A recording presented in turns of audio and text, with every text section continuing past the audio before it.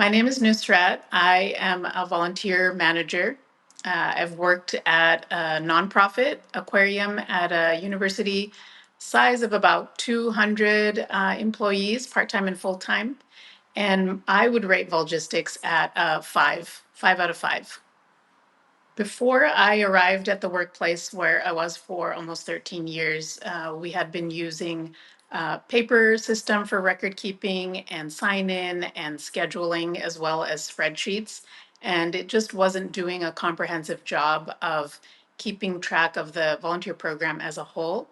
And there was a clear need for a system that would provide that support. In the industry of like institutions, aquariums, and museums, there are a lot of other places that use the system. And I'm sure there was a process of surveying others, peers in the community, and nationally across the board to see what other people were using. And it has definitely been a system that's been around and it's trusted. So that was the reason for us to choose it. Starting any new system is going to have its growing pains. The major hurdles and barriers are just that initial data input, which I frankly see as a potential volunteer opportunity in itself.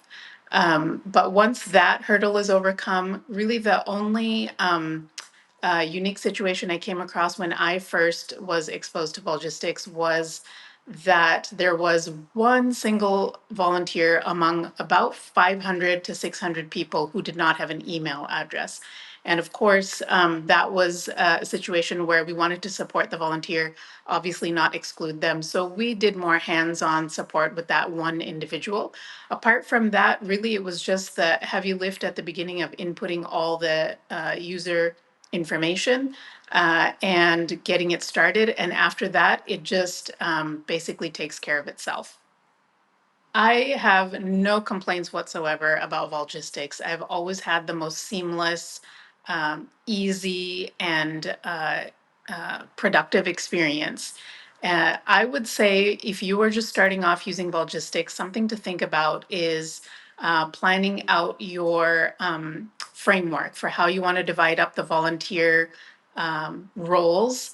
They're called assignments in Volgistics, and just kind of being thoughtful about how you set it up from the start.